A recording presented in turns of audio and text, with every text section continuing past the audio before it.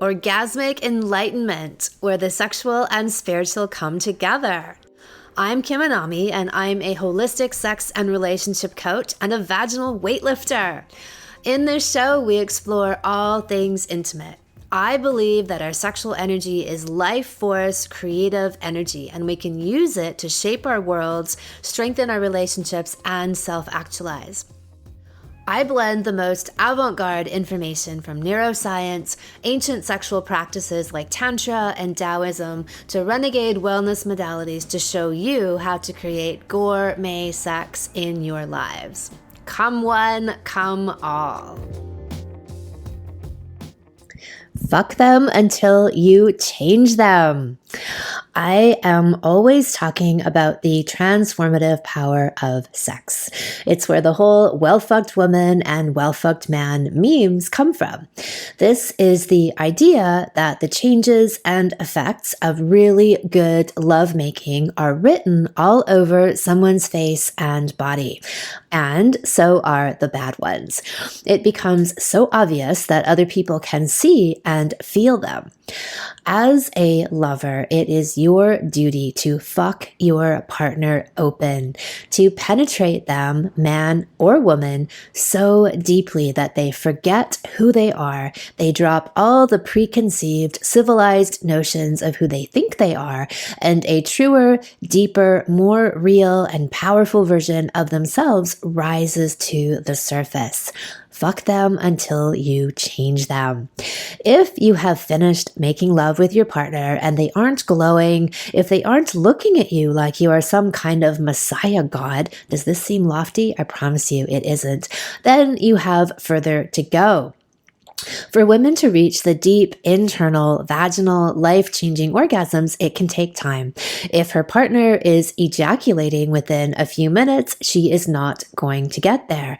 And the same thing goes for men. Even though they might think they are satisfied with a 3-minute pump, dump, and schlump, they simply don't know what they don't know.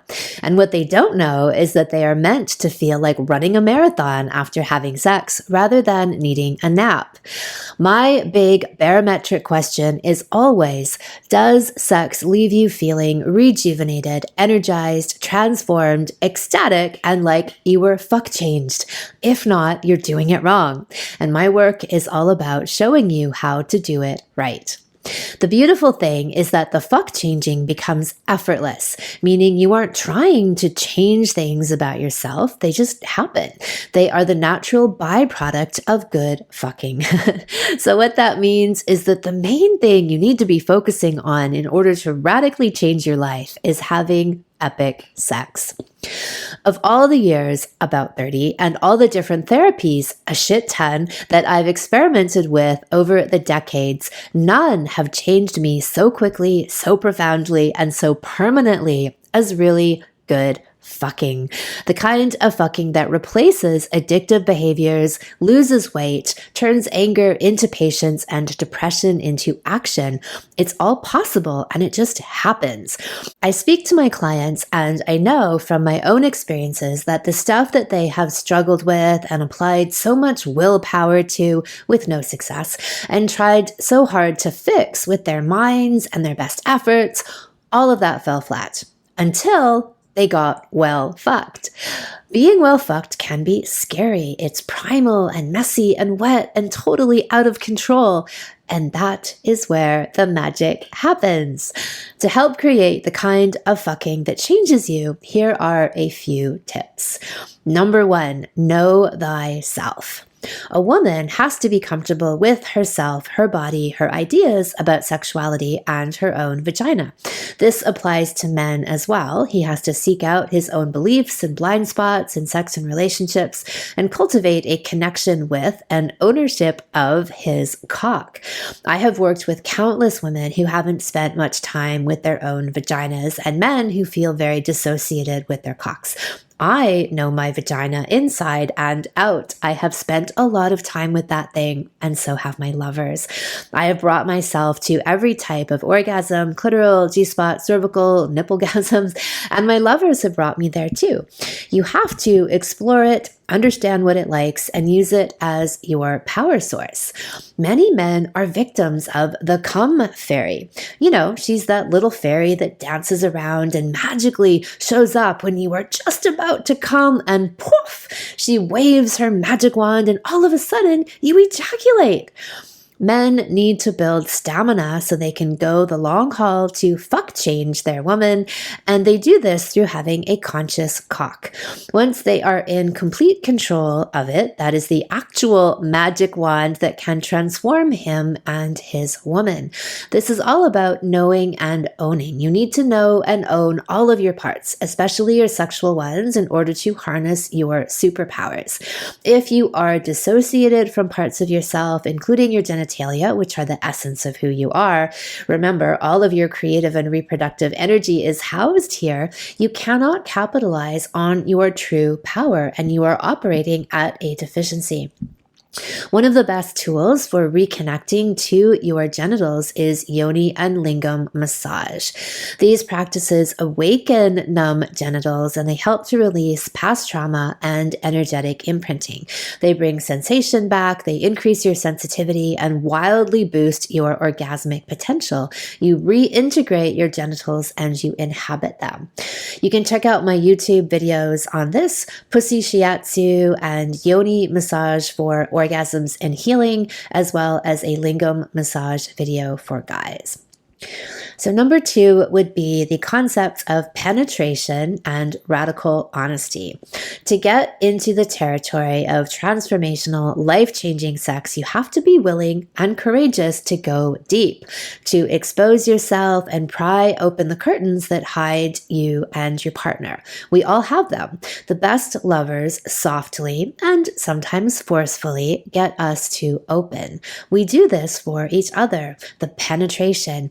You don't let each other hide. You call each other out with love. You hold each other down and you love the fuck out of each other, and you fuck the shit out of each other. And by this, I mean headboard slamming sex. And I also mean that by fucking each other with intense love and adoration, you literally fuck the demons out of each other. They just evaporate. There is a beautiful quote from a tantric text that I love. Sex has the power of both illusion and liberation, depending on the participant's degree of conscious awareness. Sexual initiation is the selfless bestowing of one's sexuality on another. When a person accepts a sexual act as a gift, exchanges take place on several different levels simultaneously. There is a physical exchange and blending of secretions, a psychological exchange of life energies and polarities, a psychological exchange of attitudes, a karmic exchange through a convergence of destinies, and there is a spiritual exchange, a communion between spirits. On the highest level, all these exchanges add to the quality of the couple. During high acts of tantric sex, karmas and unresolved personality conflicts can be totally transcended. So I love this because this speaks to the alchemizing power of sex. If it's done, as they say, high acts of tantric sex, or high acts of, really what that means is conscious sex, right? So we're knowing the power of our sexual energy, and we're bringing the best, the most holy and surrendered conscious parts of ourselves into the act, and that is where we harvest the most powerful results. So suggestion number 3 revolves around time and the 3-hour sex date. A lot of this simply comes down to the time you put in, and I will give you an example. When I go for a massage or body work, I always book at least 90 minutes to 2 hours. Why? Because the first 30 minutes is me settling in, shutting off my mind, and letting go of whatever dialogue happens to be in my head. I am sinking into my body. After 30 minutes is when I start to arrive. And the same applies to sex and sexual play. The first 30 minutes is often you just settling in, getting out of your heads, getting out of your children's heads, getting out of your boss's heads, and getting into your genitals and into your heart. into the free flow and the zone. If you quit before the 30 minutes are up, you will likely still be stuck in your heads and you've never really made it into your body or into your genitals. So the free flow is where you shut everything else out and you're able then to just follow your deepest instincts. You lose your inhibitions and you get used to losing them. Everything becomes intuitive and effortless like a graceful dance. My religion of the 3-hour sex date is all about expanding time and letting go. You need this to nurture yourself and create a sanctuary for the deeper stuff to rise to the surface. Suggestion number 4 is you hit the edge and then you keep going. My life mantra is all about the idea that there is always another level to go. In fact, that is what anami means in Sanskrit, that there's always another level of evolution to get to. That enlightenment is not a static destination, it's always a work in progress. So when you hit one wild, life-changing orgasm, keep going. Hit the next one. Sometimes we fear that we may have reached a ceiling and that's as good as it gets. Nah, it gets even better. So have the courage to trust that it does. When you're too tired and you think that you just can't go any further, you just can't keep your legs open wide enough or propped up in that position from behind where your inner thigh muscles are creaking, keep going even more. The gold is just beyond the spot you didn't think you could get to. This is also good training for your outer life in receiving more and more and more bliss and abundance, orgasm and ecstasy, more life-changing epicness.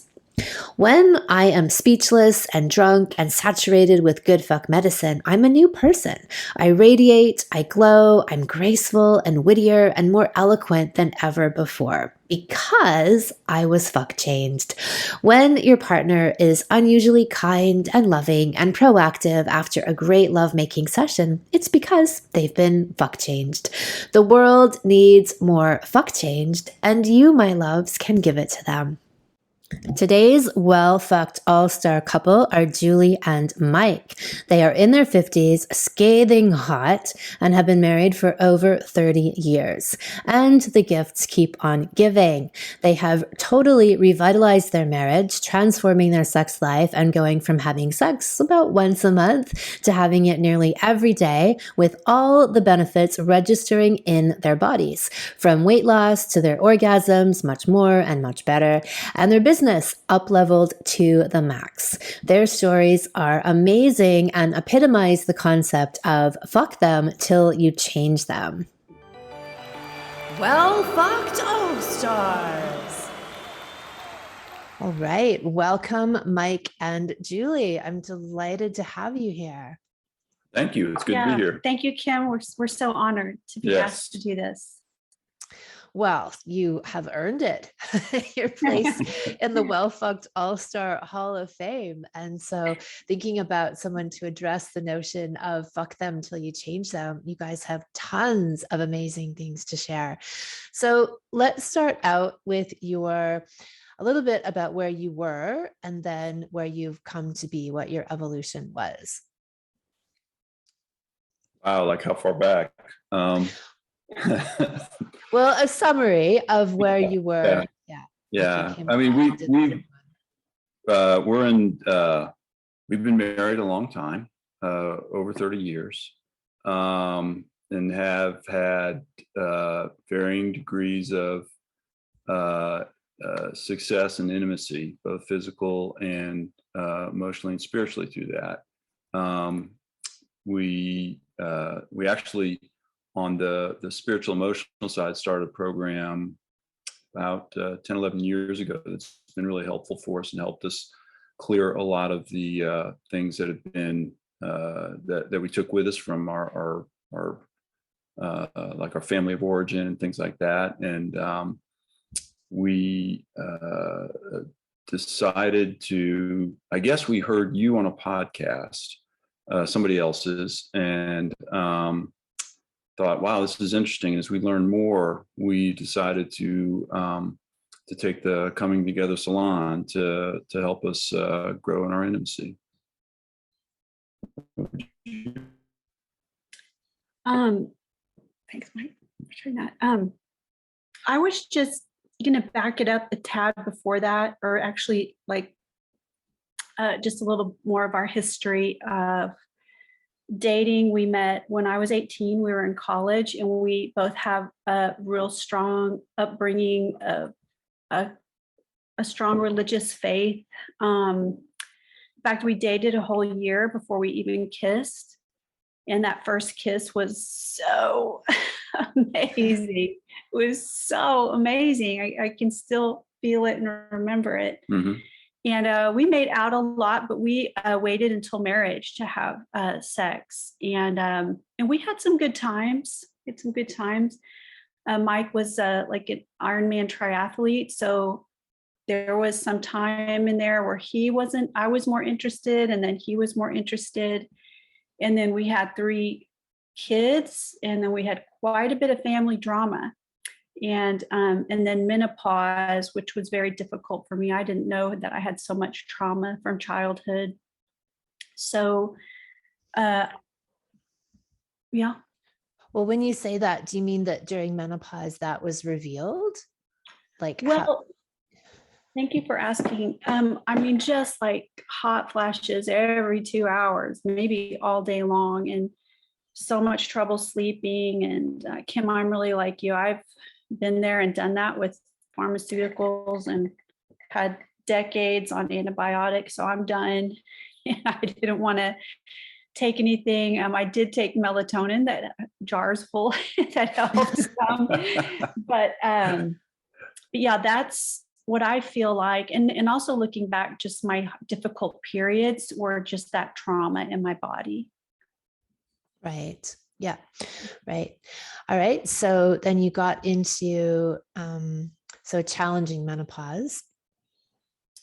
Okay. And so basically not orgasmic, not any lubrication at all. And everything I would read said, well, that's supposed to be expected at your age. And so anyway, when we did our growth, our spiritual growth and recovery as a couple, one thing we started was praying, not every day, but most days. And every day we were praying for physical intimacy. And when we heard you, like the way you talked, the way you valued this, it wasn't just like sex that, get geared up and I don't know, performance. We just both felt in our hearts. So we felt like this was it. So the fact that I also marry up the sexual and the spiritual was a language and framework that resonated with you since you were on right. Yeah, I love that. And also your like gourmet sex, because our sex had really gotten to be you do me, I'll do you. That's good. Maybe 10 minutes. And I think we had heard at church one time, like if you're having sex less than 10 times a year, it's dysfunctional. So I remember one year we're like, let's try to get 10 in this year. And so that was actually good encouragement. But yes, so then we found you, and everything started to change.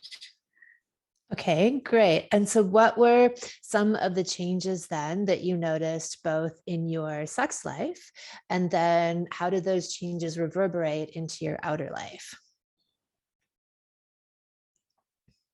So you said that so at one point, having sex 10 times in a year was a goal. Is that correct? Yeah. Right. Yeah. Right. Right. Okay. And then now you're having sex at least 3 to 4 times a week, and sometimes 7 times or days a week. So that's a big change. Yes, it is. Yeah. I'm looking at how happy Mike looks. Yes. Yes. Very often. And sometimes, he'll give me permission if I'm ever having trouble sleeping to wake him up in the middle of the night. That's kind of can be some of the most fun. Doesn't make me tired. And I used to be so picky about my sleep. Right. Yeah.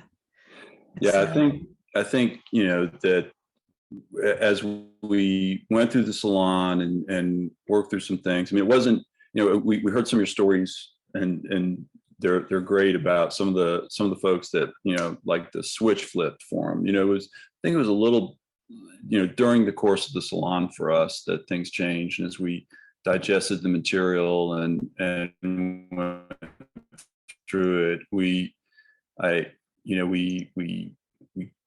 a lot, we had worked through a lot, we had a lot to work through. And what we've come to discover too is just how our physical relationship, probably no surprise to you, embodies itself in, or actually it's the other way around. What I'm trying to say is our intimate emotional relationship manifests itself in physical relationship.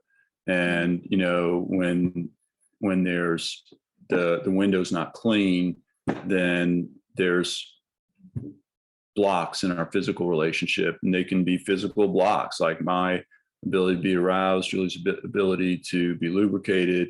Those we've noticed, hey, what, something ain't right here that we've gotten used to.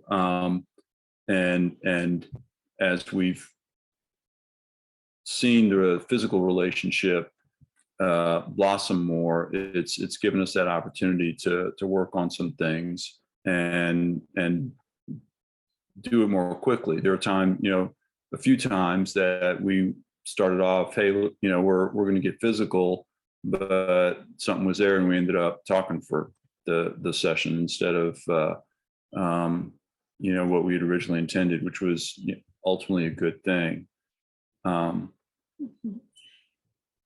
So you recognized that something was hanging in the ethers and it was interfering in the space. And because now you have this language of understanding the importance of clearing space and resolving that emotional or energetic stuff between you, you opted to actually address that instead of just trying to force the sexual contact, right? Recognizing that A, it probably wouldn't work that well, and B, may not be as good unless you cleared the space first, correct? Absolutely. And I think too, it has really helped us to, in the dealing with it right there, it's really saved us a lot of pain and suffering, because usually in the past, when something like that would happen, we'd probably sense it. We didn't really have a framework. We'd either, like you said, force the issue and just be like, okay, I know he wants to do it, or we wouldn't, and it'd be like, well, there'd be that stone in the shoe, right? That is just always, every time it's just hurting you and you can't get it out. And it allows you to go ahead and take care of it right there. Yeah, definitely. So there was a comment that Julie made that I love and would love if you'd like to share more about it. And you say, I have done much trauma work, and my husband's cock has seemed to be the tool to bring me into a whole new freedom from my PTSD. Yes. It was there all along and I didn't even know it. The best tool ever. Yeah. Yeah. So we've had just some major trauma releases with that. And just backing up a little bit, like what Mike was saying, those things hanging in the ethers, there was a lot of stuff hanging in the ethers, and it really showed up in my body. And for him to take the time and the consideration to go, okay, yeah, you're not lubricated, there's something. And it really moved me out of that shame feeling, or feeling like something's wrong with me, which is so common with trauma, and just that full love and acceptance. And even if we didn't end up having sex, we counted it as bliss and joy to work these things out. And and just, like another thing you've said, Kim, is it's not all about the orgasm. But did you want me to talk about that, like trauma releases, some of that, or? Mm-hmm. Well, first, I just want to acknowledge it's really beautiful what you said, like that if you were about to have sex and you weren't very lubricated, that Mike would actually pause and take that in, and instead of just handing you a bottle of lube, right, which is the sort of standard advice. Actually, 99% of people would do that and advise that, or more, that you pause and go, okay, well, something deeper is going on here. Why are you not wet? And what can we do? What can we do to get there, or to figure out what's going on behind that? So I love that that's become your modus operandi now. In terms of trauma release, I mean, whatever you want to share, you're welcome to, or not. I think for the most part, just the notion that your sex life and his cock and that energy of alchemy has been the thing to help release and liberate some of that stuff and mobilize it for you. Well, and it's just not, or I might share a little bit if that's okay, just Sure. for an understanding, because, well, like when we did yoni massage for the first time, that was excruciating for me on so many levels, because, and Mike's a really nice guy, but just my history, I wouldn't want to make him unhappy, but I had to speak up and say, I'm not comfortable with that. And it was just like, oh, okay, let's try this. So my trust just kept growing, and I just kept opening. But he would do the finger in the vagina and move it around like a clock and press real hard. And some of the points that he would touch would burn like fire. And he really, I think, learned to like, oh, he could feel something in there too. And so once that really got cleared out, I mean, and the thing that still like lubricates me where it's running down to my knees is his cock, and I love it. And it's soft, but it's firm. And I feel like in the lingam massage, he's released a lot of tension also in his cock. But so when he started going deeper with his cock, and the more my vagina wakes up, the more I feel. But there would be real tender places, especially going deep. And he would be thrusting, and all of a sudden I would kind of flinch, like PTSD, or just like anybody might flinch. And I'll say, hold me deep, babe. And he'll take that big cock and just spread it into that tight place. And I've had physical like numbness go through my hands. I've had like sobbing, nasty, snotty cry. I feel the sadness start to come up, and then, and the thing is, I think he likes it. It arouses him. And then certain places that he'll get his cock, I'll feel most of my attention is on my left side. I'll feel that whole left side, just like, it's almost like it's got a hex on it to relax.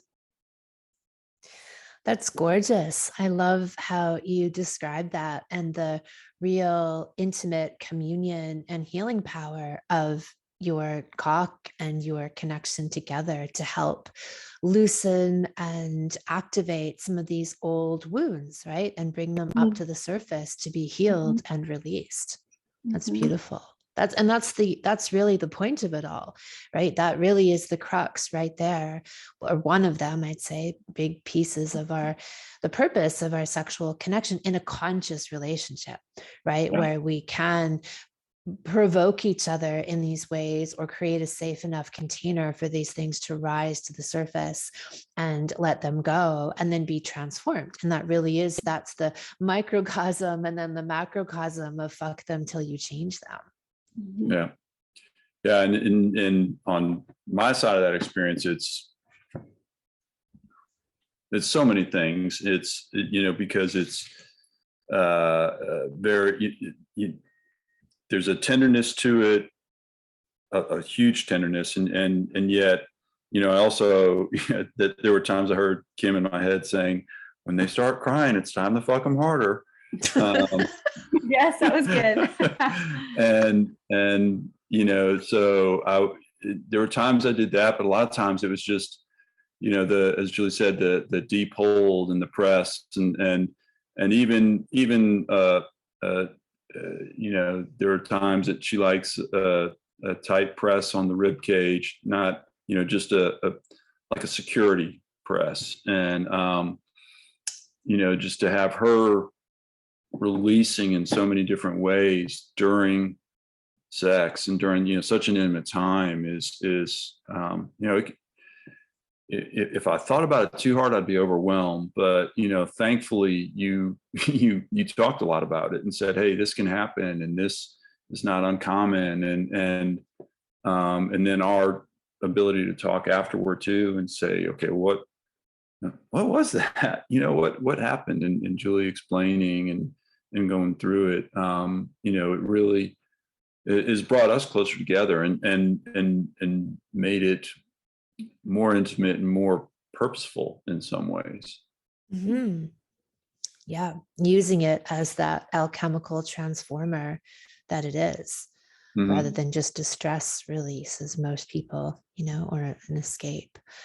So, Julie, you had said that you're 56 and you had said, my vagina had totally dried up. Now I am wet, wet, wet.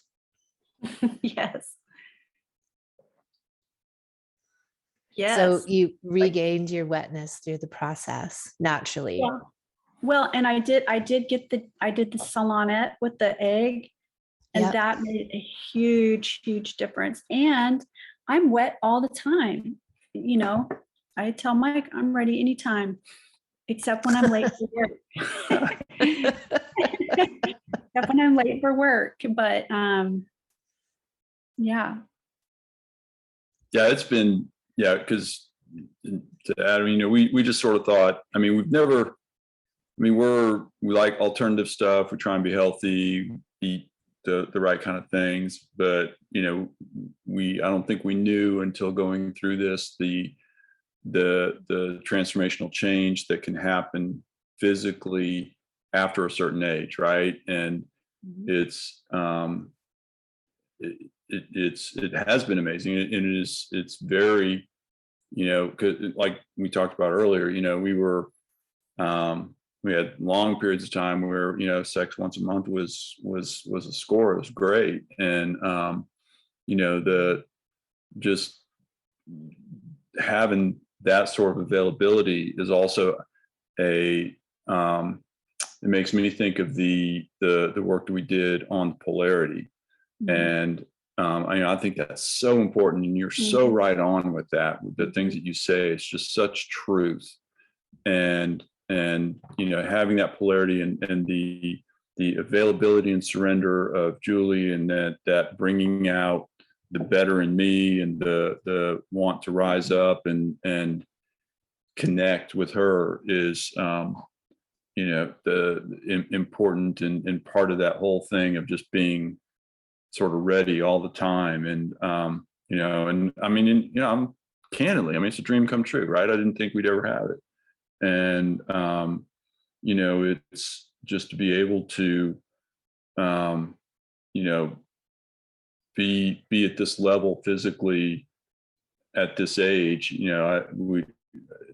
is nothing short of a miracle. I just got to say that, I guess. I love that. And you were talking about the concept of polarity, the archetypal feminine and masculine energies at play in the relationship. And I know, Julie, you had mentioned that as well for you, that had been very life-changing to be able to really open and surrender and trust and let go of control, and making that connection, as I do as well, that level of surrender that we have and experience really helps us to open and surrender to God, to spirit, energy, the universe, whatever you want to call it. There's this massive parallel there in that opening. Is there anything more you'd like to say about that from your perspective, Julie? Well, as we were starting in the salon, it was kind of like we kind of go, and then it seemed like there was another door we needed to open, and Mike suggested that I needed to surrender, and I didn't take it well. And so you didn't take it very well. Is that what you said? Take it very well. I was like, I freaking am surrendering. And so we had a sex date, and I just decided to totally surrender, like not have other suggestions, not take over. And even if it wasn't real comfortable, I would always say if it hurt, but just let it happen. And um, and I did, and I was like, whoa, it was very exciting. And then now, like, we can show up for sex, and I can look at him, and he does a lot of work out on the land. He's got very strong hands, and I'll look at him, and he's looking at me, and he's like the doctor. Like, he knows just what I need. He knows where to touch me, where to squeeze me. I'm like, how did you know that I needed that? He's like, I don't know, but so I think that just kept opening the door, that polarity, just being feminine and just totally letting go. And I'm still working on it, but I really like it now. Right. Where it can seem on the surface that it's about giving over power and control, when really on a deeper level, it's about finding it. We're just letting go of the ego and our defenses is what it is, rather than, to access our core self, which is love. And we're in our most power when we're in love and vulnerability. Yeah. Excellent. So let's hear about other changes that you notice. So you guys have talked about having more energy, being able to miss hours of sleep when you're having sex, and then even awakening refreshed and feeling better, sleeping better when you do sleep. Let's hear about that.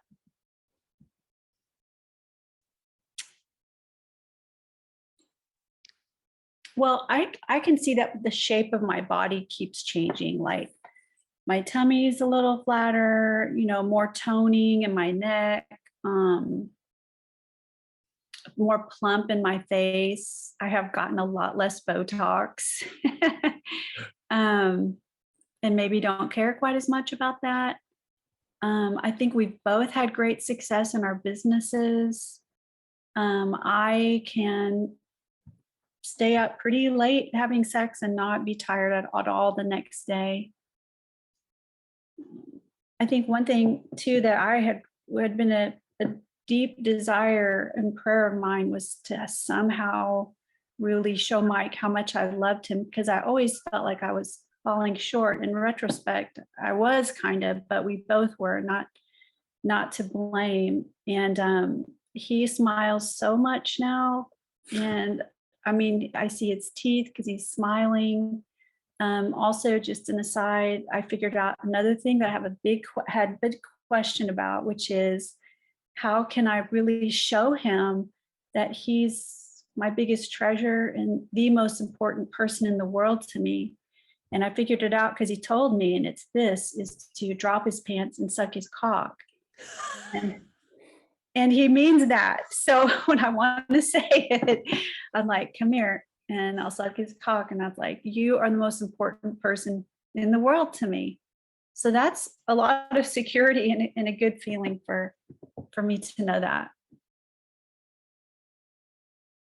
It is. And to your question too, the energy from it is, thinking a second, but how to say this, but it's an energy that allows you, this is my experience, to do more of what you really want to do, if that makes sense. And sometimes that's in relationship, being nicer to Julie. I mean, it's you've got more energy and ability to do that. And I think part of it's because you're just not preoccupied or thinking about, there's a real tangible way she's showing, hey, you are the most important thing. And it's just, you've got to honor that, and you've got to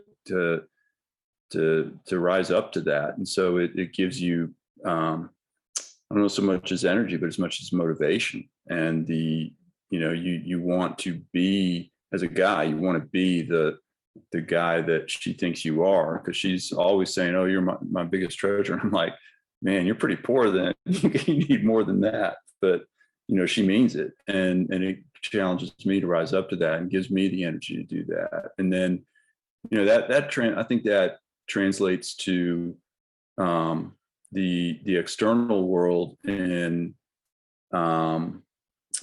a different kind of motivation, because at least for me as a guy, I was always, got to provide for the family, got the mortgage and responsibility and all that. But now and that was motivating, but now it's more of a rise up motivation, and the energy's there to back it up. And Julie, we're on the same page, but yet she's much more in tune with it. I'll say it that way. But we'd have a good night, and then the next day something would happen. She'd say, "See, told you." When I say something would happen, something good financially, some sort of win, or something would happen, and a deal would come through, but she'd say, "See, it's because we had sex last night." I'm like, well, I don't know if you can totally correlate it that way, but I do see what you're saying, and it is an attraction thing. I'll say that, yeah. Meaning that the energy that you generate becomes magnetic, and you draw good things to you in your outer life as well, as a result of cultivating this beautiful, creative life force energy in your intimate time together. Absolutely. Well said. Said. And just to add to that, I think it's greatly affect our grown children to see their dad so happy, like literally, and they can tell. And I've talked real openly with my daughters, and it's just kind of opened a closed door for us.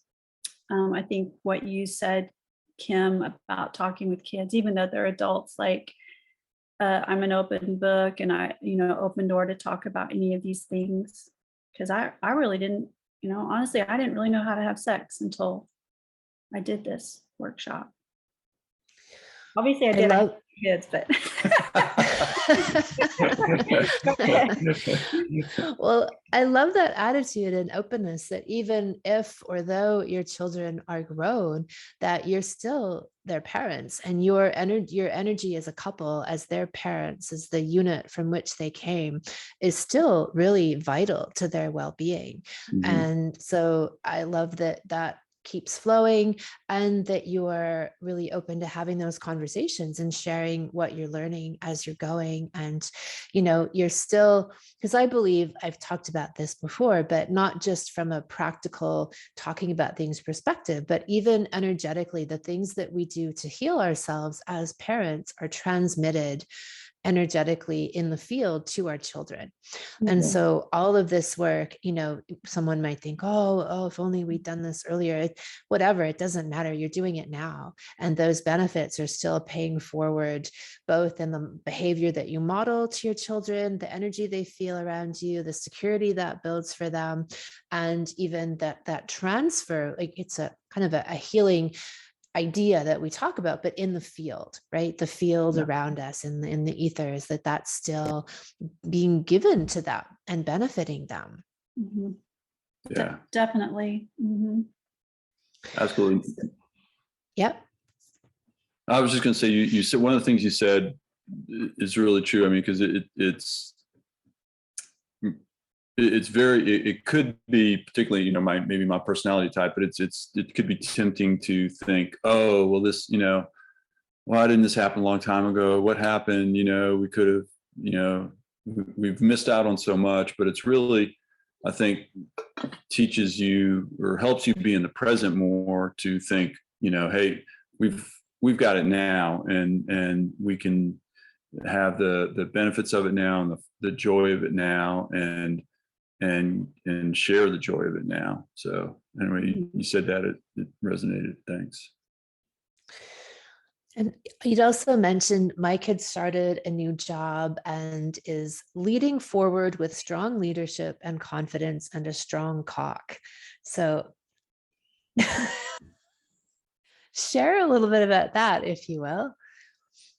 Well, do you want me to? No, I mean, you can have to, but I mean, so this is probably, one thought I had, is this is probably not the best way to use this, but when you get into a situation and I'm talking with somebody, or and they're coming back either with negative or something's wrong, or in a work situation, and that I think to myself, they're probably not well fucked, and it gives me a little compassion on them in a weird way, but yeah, it kind of, like I said before, gives the motivation and the energy to want to continue to rise up. I mean, I've had, I would call, reasonable success and failures too, and in life, but since this, it's been energetic, and like I said, it was, I think it was one of those times when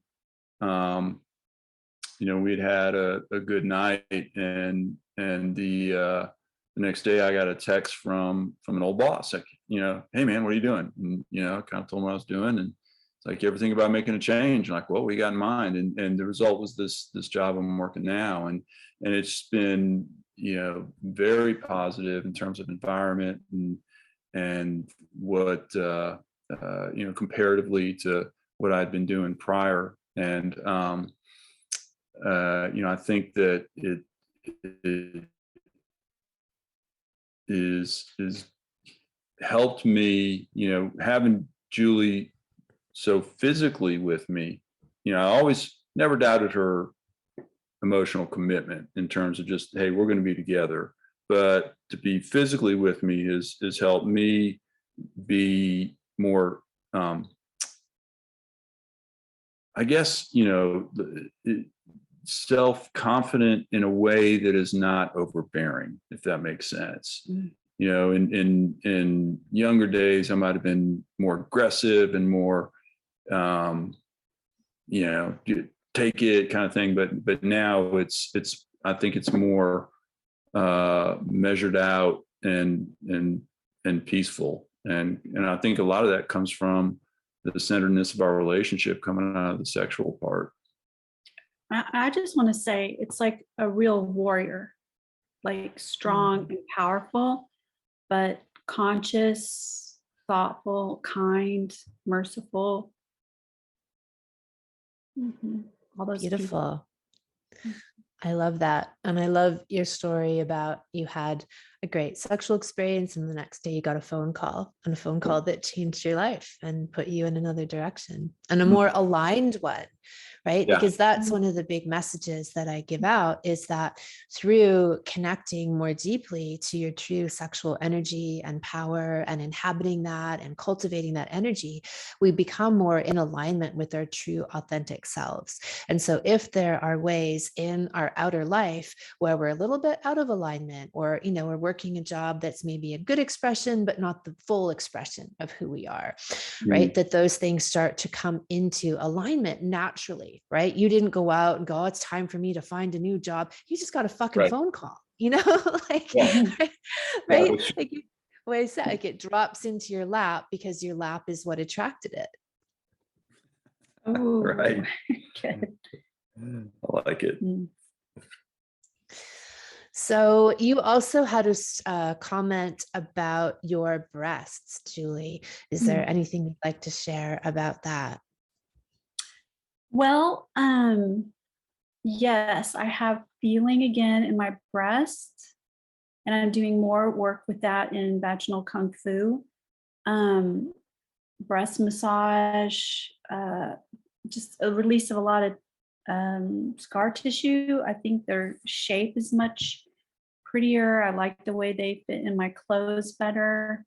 And then I was just telling Mike yesterday, like, now I feel like they are yearning for him, like they want to touch him, they want to be touched, and just really starting to feel that connection between the breast and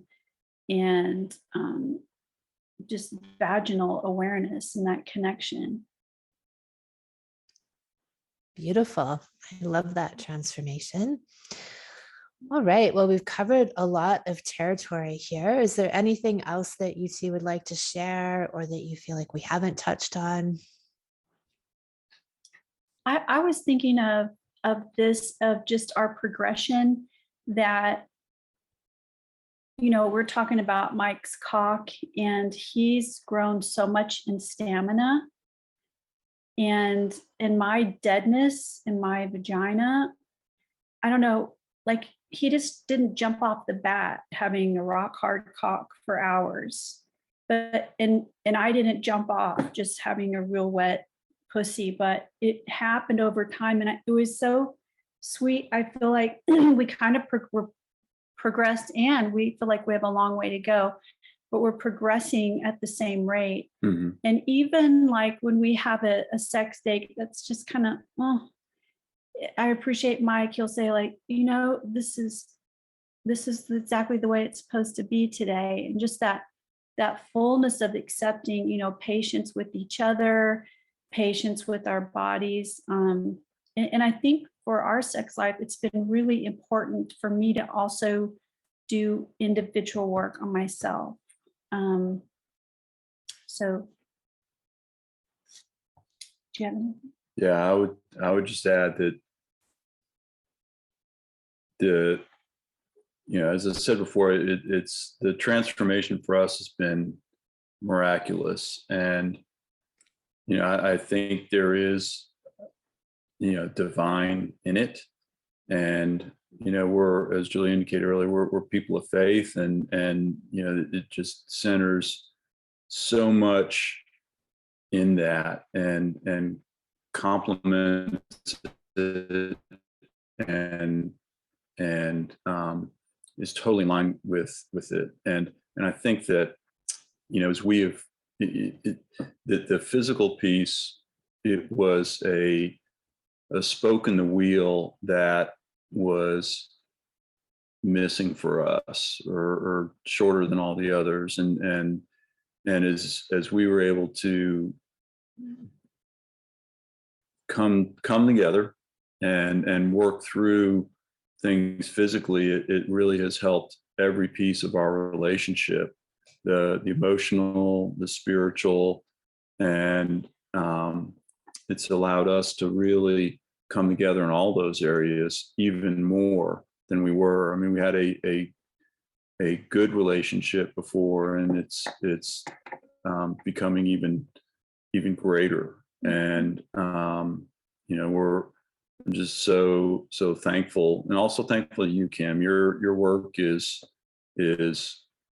literally a godsend, and it's remarkable, and we appreciate you so much. And just to like I said, I was in the gym one day, and listened to a podcast, and you were a guest on it, and that's interesting.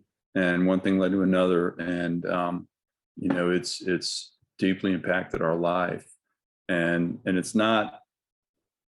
It's accessible. Like I said, I didn't think that we would ever have this, but it's very accessible. It's you put in some work, you got to do the work, but if you do, there's rich rewards in the intimacy and relationship. And if I could add one more thing, Kim, I know one of our first assignments was to sit down, look into each other's eyes, and breathe. And Yep. One thing I've learned from this work is to slow down and feel. And I teach yoga, and that's my job, but this is at a whole another level. But when we did that, I felt something awaken in me. And it was hard for me, wasn't it? Yeah. And actually, the first time, I think you had said to do that on that podcast I listened to, and I was like, hey, let's do this. And it was, I think we set a timer. 2 minutes? Yeah, no, I think it was 1 minute. 1 minute. But like, I noticed, like, all of a sudden I wanted to touch his arms and feel I felt the hair on his arms. And then even now, like last week, I was just real stressed, a lot of deep stress in my body. And I didn't want to do my egg work. We've got some wonderful meditations and vaginal kung fu, but I made myself do that. And even this week, and I was so energized, and I'm like, okay, keep doing this, slow down, be still, go inside and really feel. And yeah. just wanted to share that. Love it. Love it. So one more thing you mentioned. So how do other people react to you? Do other people notice and observe the change in you? You mentioned something about people telling you how good you look. So what do they say to you? And then what do you say back to them? What do you tell them is the reason why you're looking so good? Go ahead. Well, I have had a lot of people say, you look so pretty, you look so pretty. Or then they'll say, why, and I'll say, well, I've had really increased intimacy with my husband. And if they just go on, like not really interested, but I have told people, like I've told some of my close friends, I'm like, look, start having sex with your husband and try this out. It's a little out there, but it's going to line up with your heart calling and your so usually, yeah, I'm as I progress in speaking to people, I tell them about your work, Kim. Excellent. And Mike, you already mentioned that you're using the filter of are people well fucked or not when you interact with them. And this is hilarious because so many people come into contact with my work and that becomes their new lens for looking at the world, right? Like somebody's angry, someone cuts them off in traffic and they'll just be like, oh, they clearly are not very well fucked, people made comments about a difference in your appearance and your energy, and same thing. What do you tell them? I'm probably not as bold as Julie in saying what it is, but I think, and I'm thinking back to it. I did a fishing trip with some buddies. I think right at the end of the salon. They're all just like, man, Thorne, you're looking good, this, that, or whatever. And I'm like, and so with them, I've known them a real long time. I'm like, well, let me tell you what's going on, guys. And, a few of them, I don't know if they'll ever do it, but a few of them, took your name and website and, time will tell. But it was, I thought of that in particular when you asked that question, that time, because they were definitely mentioning that, things were, things were looking good. I don't know that guys really say that much, and they were. And your body's changed. Julie, you've mentioned that, and you, Mike, as well, a shift in your body's appearance or weight loss. I did have a lot of weight loss at first. Well, maybe 2 or 3 pounds, which I wasn't really trying to lose weight, but yeah, just more weird, because you're not, I think I've heard you say this, Kim, like I'm not going to the gym doing 500 front lunges, but my buns are really toned, or maybe it's me. I just feel so happy about it. And I feel good when I'm naked, and I'm almost 57 and I shouldn't feel that way, but I do. I love my body and I like being naked with Mike and everything. I like everything about my body. That's amazing. It is amazing. Yes, I know. I don't mind getting older.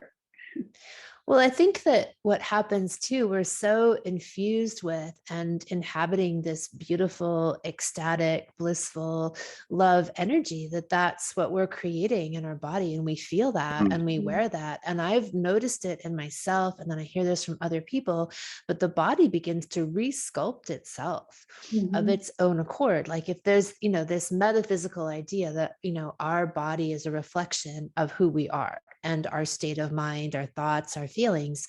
And so if we're so much more full of bliss and positivity, our body starts to change, irregardless of how we're eating or going to the gym. Those things are all important. They're still a big part of my life. But I've noticed that in those moments of deeper intimacy and connection, my body changes of its own accord. It becomes this holographic reflection of what's happening inside of me. Absolutely. Yeah, I think, as Julie said, she teaches yoga, and one of her things she really is expert in and teaches a lot is posture. And I've noticed that during this time, my posture is straighter and better and just easier to do, because having good posture is not necessarily an easy thing. And but through this, I think that's one of the ways that I've experienced some physical transformation. Mm-hmm. Right, where you're naturally holding yourself straighter because you are feeling more in alignment with your true self. Mm-hmm. Yeah. Mm-hmm. Absolutely. Great. Fantastic. Well, thank you so much for sharing your world with us and giving us a look inside, because all of this just helps to shine as beacons of light for other people to know that this is possible for them too. So I so appreciate your guys' openness and vulnerability in sharing. Thank you for having us, Kim. We continue to look forward to taking more of your workshops as well. Yeah, and Kim, thank you for, I don't know exactly what led to you being, doing this, but it's amazing. We appreciate you taking the risks that it took to do, Mm-hmm. and finding your calling. It sounds like you are the doing exactly what you're supposed to be doing. So thank you for stepping out and doing that. Oh, that's really lovely to hear that. I really appreciate that. Thanks, guys. Mm-hmm. Thanks, Kim. Beautiful. Oh, that was so lovely. In the Coming Together Salon, it's all about the art of the Phoenix fuck change, how to have the kind of sex that changes your life. That brings you daily good fuck medicine, wildly ecstatic orgasms, a deeper connection than you ever thought possible, both with yourself and your partner. In the salon, we touch on every aspect I've covered in today's episode, including guided step-by-step lingam and yoni massage, clarity and communication techniques, how to build stamina and become a marathon fucker for men, and how to achieve the deeper vaginal orgasms for women, my secrets to marathon sex and getting high via your 3-hour sex dates, and much, much more. To check out the free preview video series for the salon and to sign up for the course, go to kimonami.com, look for Sexual Savant Salons, and then click on Coming Together for Couples. Thank you so much for listening. If you haven't already, subscribe and also leave a review. And send someone else the gift of a healthy libido and an off-the-charts love life by sharing this episode with them. We'll be back next week, and in the meantime, many happy orgasms.